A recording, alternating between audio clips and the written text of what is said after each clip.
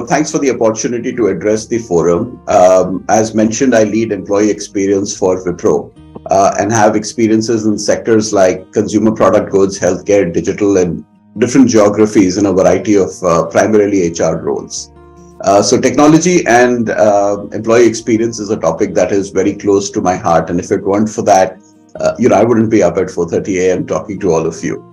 I did have the opportunity to hear the earlier speakers and panelists, and I thought the discussion was very engaging. Where Bhavna spoke about the how of the transition, in terms of data integrity, change management. Amit spoke about, the concerns around data security. And I just hope to bring it all together for you. So I'll talk a little bit about the evolution of the concept of experience and then share some use cases of how technology, sometimes used interchangeably with artificial intelligence, specifically can enable employee experience. So as you would be familiar, the concept of experience, essentially originated in the consumer world. So, customer experience is what organizations started to care about. Today, it is all pervasive. And what I mean by that is countries have started to talk about citizen experience. Educators and educational institutes talk about student experience. And of course, there is the concept of employee experience, which has come into corporates in addition to customer experience that, where it all started. So the concept of experience cannot be brought to life without the help of technology, right? So if you think of your experience as a citizen, it is on the basis of a technology foundation. It could be UID, it could be social security, it could be, anything, right? Your experience in the consumer world, right, as a customer or as a consumer of services of Amazon, Netflix, etc., is once again built on the concept of personalization. And that cannot happen without leveraging technology and data. Now, the development of consumer technology, right, which is what we experience as a consumer, has far outpaced the development of enterprise technology, and there is a lot of catch-up that we are playing. And the advantage of starting late is that you can learn quickly, you can replicate what is happening in a different sphere, and you can leap forward. So what I would do is let me share 2 or 3 use cases with you.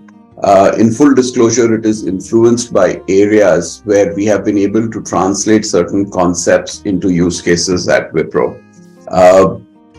And it all started with a very simple vision, which is improving the work life of Wiproites.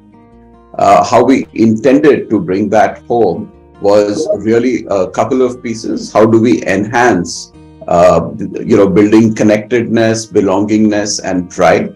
How do we ensure consistent employee experience? And what I mean by that is, how do we ensure that it is something that is repeatable? We are able to deliver it over and over again, at the minimum at a base level, on top of which, of course, leaders can personalize, and leveraging consumer grade technology. So the first, I would say just macroeconomic change which got us to adopt technology to enhance employee experience was the pandemic. And post-pandemic, future of work being hybrid drove us to really create, a digital workspace. So a unified employee experience platform where employees come not only to transact, like when I say transact, it could be fill up your goals, fill up your performance appraisals, seek reimbursements, book transportation. So it's not just around transactions, but how do they interact with each other and how do they engage with the organization? So when I say engage with the organization, a lot of it is about new concepts like digital culture building, right? So today you cannot get everybody in an organization in one room and essentially talk to them over and over again about the culture of the organization. You cannot put up posters everywhere, which would remind them about tenets, because everybody is, working in a hybrid environment and in a global environment across multiple time zones. So such a platform serves as the go-to place for employees to consume information about, about any organization. The second is an AI-led conversational bot.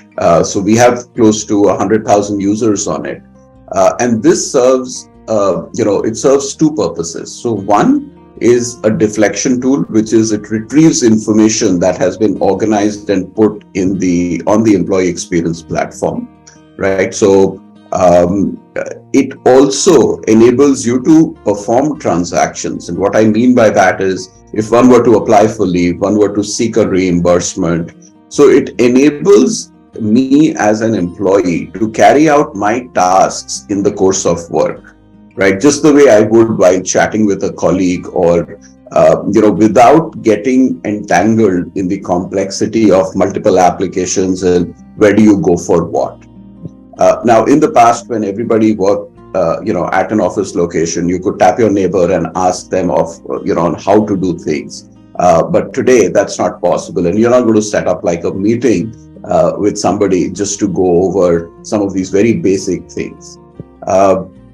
The other use case of something like this is nudges. So nudges have been found to be the most effective way to change behaviors. And, with our conversational bot, the bot actually prompts people to take actions.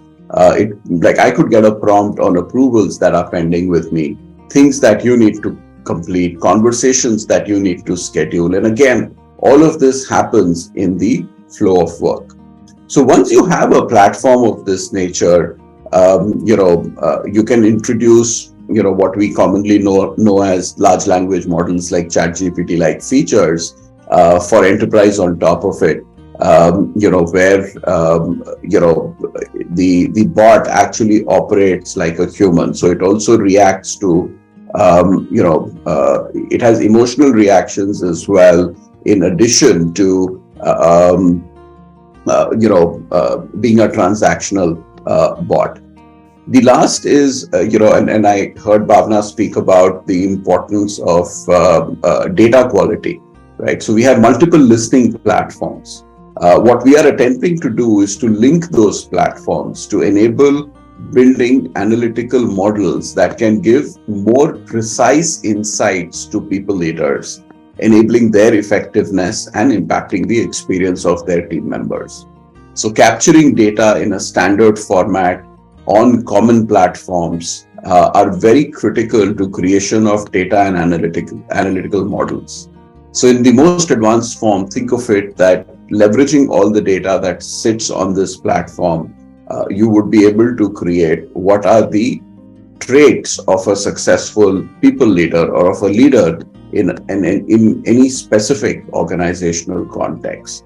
So those are a couple of pieces that I thought I would bring to life for you. As we went through the journey, and I explored the HR tech space, one of the learnings that I had was that the underlying system of record, right, is never as critical as the stack of applications that sit on top of that system of record. Very often as HR professionals, we do not know where to start, right? And then the task seems too large if you were to revamp the entire system of records that one has operated on.